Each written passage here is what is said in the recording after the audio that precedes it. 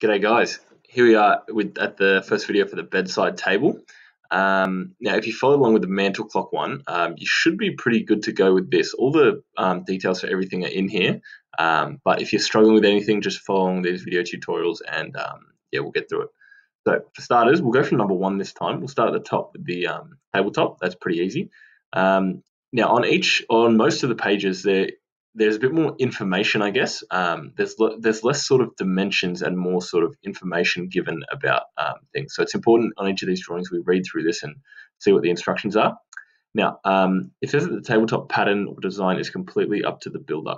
The overall size is 500 by 500 by 19. Using these dimensions, you are to design your own tabletop. Right. So we also need to choose the profile we put on our edge, so we can do that ourselves.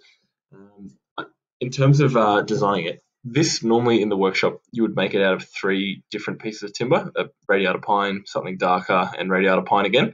Now that can be a little bit tricky when we want to put a routed edge on in SketchUp. In the workshop, super easy, but in SketchUp it's a little bit tricky. So I'm going to show you a little bit of a sort of workaround I use. So normally we'd put in a piece 140 by 500, push up by 19, put in the next one and the next one and so forth. But this time, let's just put in 500 by 500, hit enter, zoom in, and push this up by 19 mil. Right, so that's the overall size of the tabletop. We'll quickly triple click and make component 1, create. Now, completely up to you what kind of design you want to do on your tabletop. You might want to do, there's a few different things you could do, like a herringbone pattern, some sort of marquetry or parquetry or inlay. For the sake of this video, just to keep things sort of quick, I'll just do the same design that's on here, and I'll show you how I would go about doing that. First of all, what we would do is we'd put the routed edge on. So like in the last video, I'll double click on this. We just need to draw in a profile on the edge, and we're going to use the follow me tool to follow that right the way around. Now, I might do a different edge this time. I reckon I'm just going to sort of make it up as I go, because again, in your model, all you're trying to do is show that you have a routed edge on it. You don't actually need to draw it exactly as the router would do it, because in the workshop, you're just going to pick your router bit, do it around the edge, and that's it. So for this one, let's just go 5 millimeters up. And then let's go another 5 millimeters up, and we'll do a quarter circle from here to here, like that. Maybe we'll leave a little flat spot along that way of 2 millimeters. Then we'll go 5 millimeters in again, and we'll put a quarter circle in here to here, straight up. And then we could maybe just go straight up like that. Okay, I think that looks pretty good. That looks pretty similar to an OG bit, or like an OG edge that you use on the router.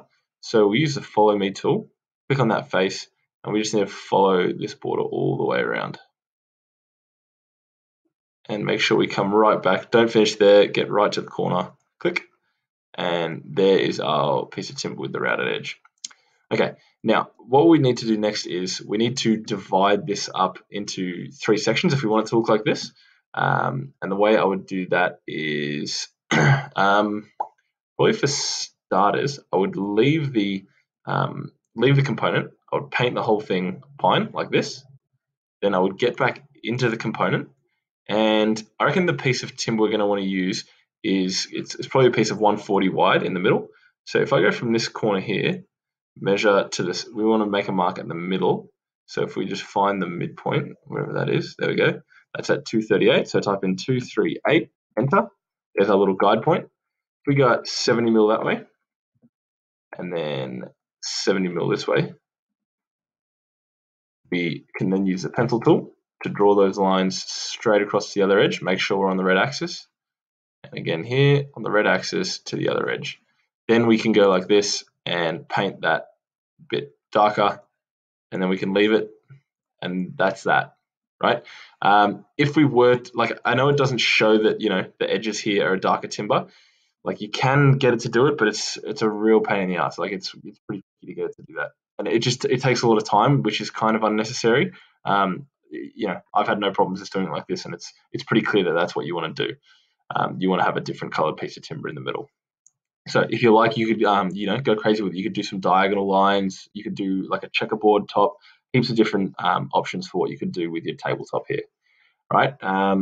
Now the next, I think I might leave it there. That video. We'll quickly just delete our guides, and we'll go File, Save. And this one we're going to save as number 45, bedside. Is that right? Nope. Bedside table. Put it in there.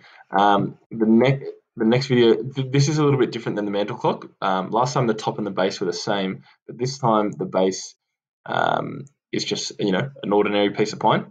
But you know what? Actually, we could yeah, why not? Let's quickly make a copy of it. So we go Control, copy like this. We start moving it down. Make sure it's on the blue axis. So we've got our copy. We're going to make this one unique. Right? And the reason this one doesn't have a stripe in it or anything decorative is because you're not going to see it. It's going to be covered up by the drawers completely, so there's no real point to having it on there. So I'll just erase those two lines, and that becomes a clean piece of timber. Now, the distance between the two will be the height of these sides, so that's 500 millimeters. So we need to go from this bottom corner here, 500 millimeters down, and then that will be the distance to the top of this piece, right? So there'll be 500 millimeters between this top face and the bottom face of that. So if I grab this corner now, continue down on the blue axis, hold down Shift so it locks me there, hover over that guide point, drop it there. That is perfectly 500 millimeters between the two. Okay, so that's the top and base. We'll leave this video there. Make sure we save, file, save, and yeah, I'll see you in the next video, and we'll get this side knocked up.